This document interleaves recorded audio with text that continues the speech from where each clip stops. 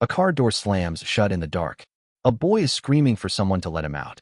It's just past midnight, and in less than 12 hours, 3 children will find his body tied up in a vacant lot, and it will take police 41 years to say out loud who put him there. Welcome back to XTC Uncovered. Today's case takes us to a small town outside Boston, Massachusetts. In the fall of 1969, weeks after 2 astronauts walked on the moon, weeks after 500,000 people crowded into a farm in New York for Woodstock. If you're new here, hit subscribe before we get into this one, because this case has one of the most frustrating endings in true crime history, and you are not going to want to miss how it ends. And while you're at it, drop a comment and let me know what city or country you're watching from tonight. I read every single one.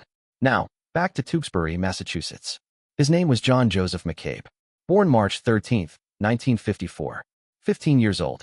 6 months old past his 15th birthday, and 2 weeks past that. His mother Evelyn would later say those numbers out loud to a courtroom, because it was the last exact age her son would ever be. John lived a simple, small-town life with his parents Bill and Evelyn McCabe and his 2 sisters, Debbie and Roberta. He liked bikes. He liked taking engines apart and putting them back together, just like his father did. He once brought home an injured goose because he couldn't stand to see it hurt. Neighbors would later describe him as the boy next door. Not the type of kid anyone thought anything bad would happen to. If cases like this make you want to understand how predators actually choose their targets, I wrote a digital guide called Invisible Until It Is Not, breaking down the real patterns behind it. Links in the description. On the night of September 26, 1969, John wanted to go to a dance. Not just any dance. The dance at the Knights of Columbus Hall in Tewksbury, the kind of event that every teenager in that town looked forward to. He didn't have a ride, so he did what a lot of kids did in 1969. He stuck his thumb out on the side of the road. A car pulled over.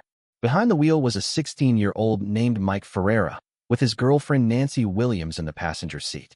They gave John a lift to the corner near the hall, dropped him off, and drove away. That would be the last ordinary moment of John McCabe's life. Inside the dance, John was just another face in the crowd of teenagers. Laughing, talking. At some point that night, he crossed paths with a girl named Marla Shiner, 13 years old. And whether he flirted with her or simply spoke to her, one thing is certain. Somebody in that room noticed, and somebody did not like it. The dance ended. And like he had done to get there, John started walking, thumb out, trying to hitch a ride home to Tewksbury. This time, a different car pulled up. A maroon 1965 Chevy Impala. Behind the wheel, 17-year-old Walter Shelley. Beside him, 18-year-old Edward Allen Brown. And the 16-year-old who had dropped John off earlier that night, Mike Ferreira, was now in that same car. Whatever happened between the dance and the moment that car pulled away, the world would not know the details for another 4 decades. But somewhere inside Walter Shelley's mind that night was the belief that John had been flirting with his girlfriend, Marla. And that belief was about to cost a 15-year-old boy his life. Back in Tewksbury, midnight came and went. John didn't walk through the front door. He didn't call. Evelyn McCabe did what any mother would do. She got in her car, and she drove the dark, empty streets of Tewksbury, rolling her window down, screaming her son's name into the night, hoping he would just appear out of the shadows and tell her he'd lost track of time. He never did. By morning, the McCabe family would be facing a nightmare that no parent should ever have to live through, and a mystery that would take 41 years, 3 arrests, 1 broken pact of silence, and a family's entire lifetime to even begin to answer. What was found the next morning in a vacant lot just a few miles away would shock an entire community and set off one of the longest-running unsolved murder investigations in Massachusetts history. Make sure you're subscribed, because you do not want to find out what happened to John McCabe secondhand from someone else's video. The sun came up over Lowell, Massachusetts on the morning of September 27, 1969, and for 3 children, it started out like any other morning. They were cutting through a vacant lot off Maple Street, the kind of shortcut kids in that neighborhood used without a second thought. Except this time, one of them saw something in the grass. A shape. Still. Wrong. It was John McCabe. Police arrived at approximately 9:45 that morning. What they found would haunt this small Massachusetts town for the next 4 decades. John was lying face down, his wrists tied behind his back, his ankles bound together, and a rope looped around his neck, connecting to his ankles. His eyes and his mouth were covered in tape. He hadn't just been left there. He had been restrained in a way that made it almost impossible for him to move without hurting himself. And that, investigators would later determine, is exactly what killed him. The cause of death was asphyxiation due to strangulation. John had struggled. He had tried to free himself, and every time he moved, the rope around his neck pulled tighter until he couldn't breathe at all. He died alone, in a field, a few miles from his own home, sometime after leaving a school dance. Word spread through Tewksbury fast. This wasn't a car accident. This wasn't a boy who'd run away. This was a murder, and it was a 15-year-old boy who didn't have an enemy in the world, as far as anyone could tell. On October 1st, 1969, John McCabe was buried. Hundreds of people from Tewksbury came out for his funeral. His sister Debbie stood beside their mother. His father Bill stood there, a man who, unbeknownst to anyone at that moment, would spend the rest of his life fighting for an answer that wouldn't come until he was an old man. Police launched what was, at the time, a massive investigation. Detectives from Lowell, Tewksbury, and the Massachusetts State Police fanned out and started talking to dozens of teenagers who had been at that dance. And it didn't take long before a few names kept coming up. One of them was Mike Ferreira. Within weeks of the murder, Ferreira had told a friend that he had killed John McCabe. His own defense attorney would, years later, describe this comment as nothing more than a 16-year-old prankster running his mouth. But at the time, it was enough to put him on police radar. Another name was Walter Shelley. Investigators learned that Shelley had been driving a car that matched the description of a vehicle seen near the crime scene that night, a maroon Chevy Impala. When police brought Shelley and Ferreira in for questioning, their stories about where they'd been that night didn't line up with each other. Some of the boys questioned in this case even failed polygraph tests. But in 1969, that wasn't enough. There was no forensic evidence connecting either of them to the scene. No fingerprints.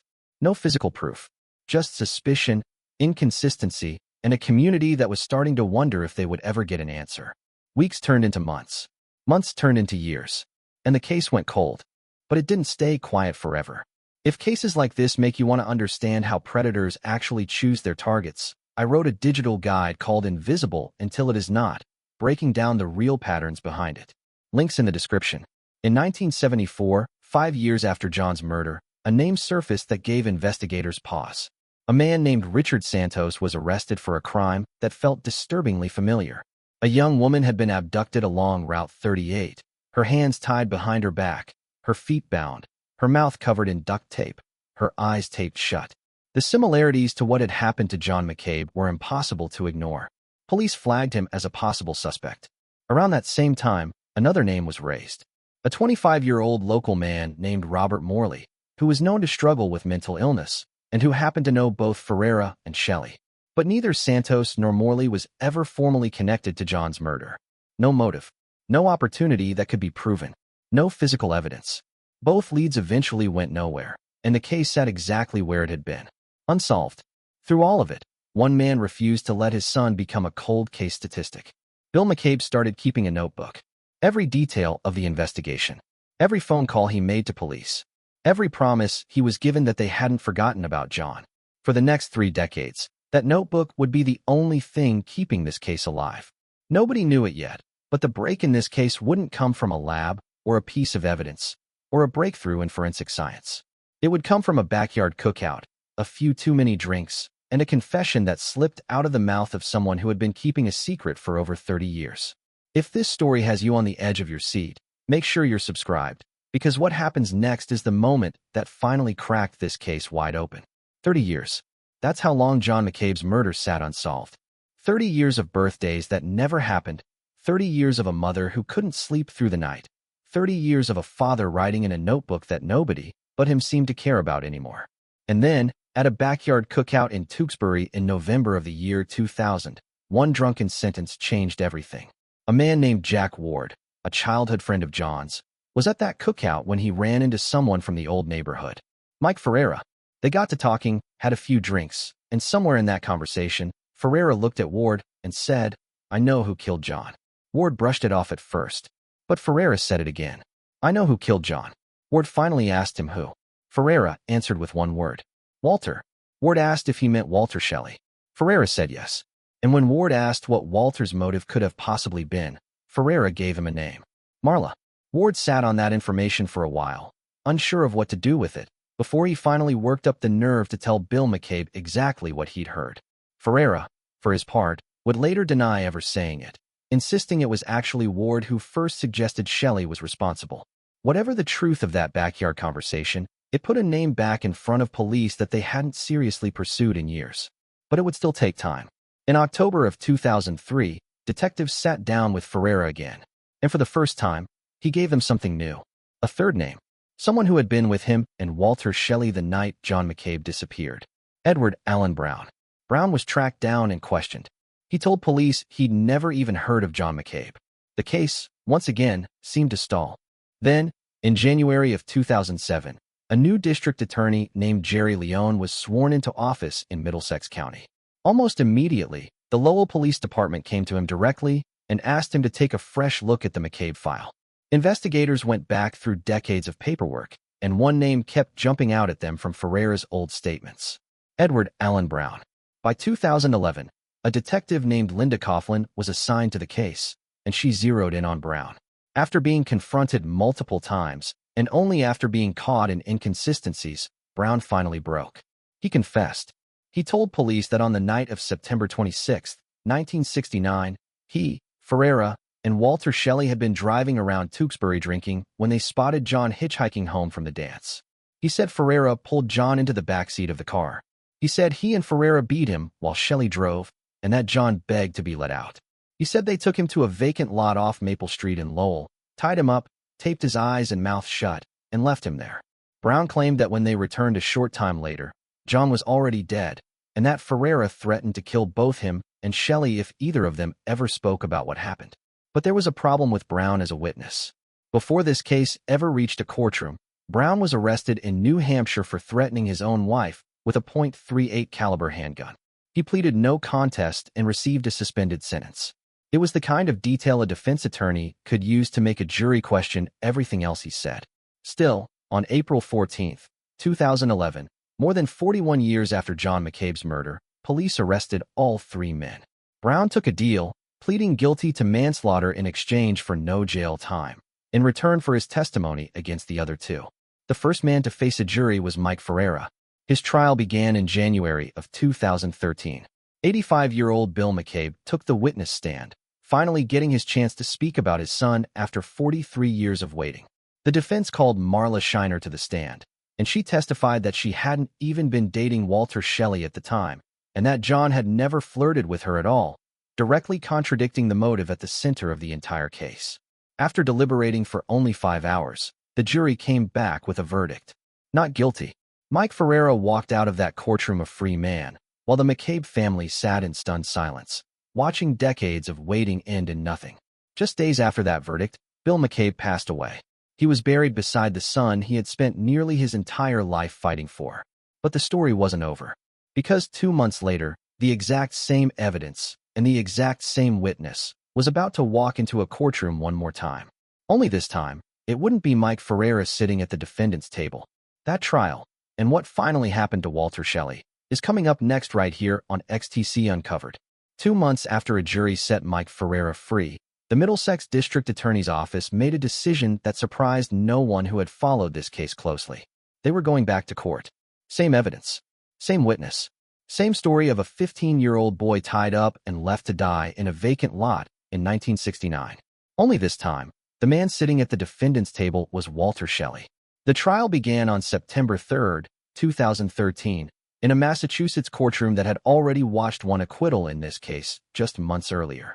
Prosecutors called Edward Allen Brown back to the stand, the same man whose credibility had been picked apart in the Ferreira trial, the same man with a domestic violence charge sitting in his past. It would have been easy to assume history was about to repeat itself. It didn't. This jury believed him. In September of 2013, Walter Shelley was found guilty. Guilty of murder. Guilty of witness intimidation. After 44 years, a jury had finally looked at what happened to John McCabe on Maple Street and put a name to it. But justice, in this case, would not come quickly, and it would not come simply. Because Walter Shelley had been 17 years old on the night John McCabe died, the law required a separate sentencing hearing, one specifically designed for defendants who committed their crimes as juveniles. That hearing pushed his formal sentencing back for months. It wasn't until February 20, 2014, that Walter Shelley finally stood in a Lowell courtroom and was sentenced to life in prison. Just 8 days before that sentencing, on February 12, 2014, Evelyn McCabe, 81 years old by then, filed a $10 million wrongful death lawsuit against all three men in Middlesex Superior Court. She had already buried her husband.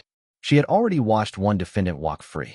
This lawsuit was, in many ways, the only form of accountability she had left to pursue, since Brown had avoided prison entirely and Ferreira had never been convicted of anything at all.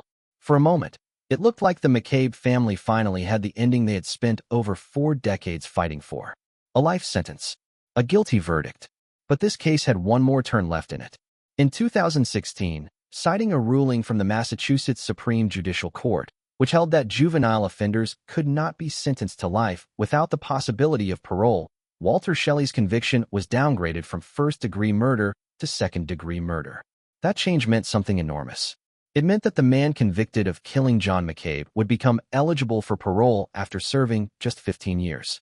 Evelyn McCabe did not live to see how that chapter would end.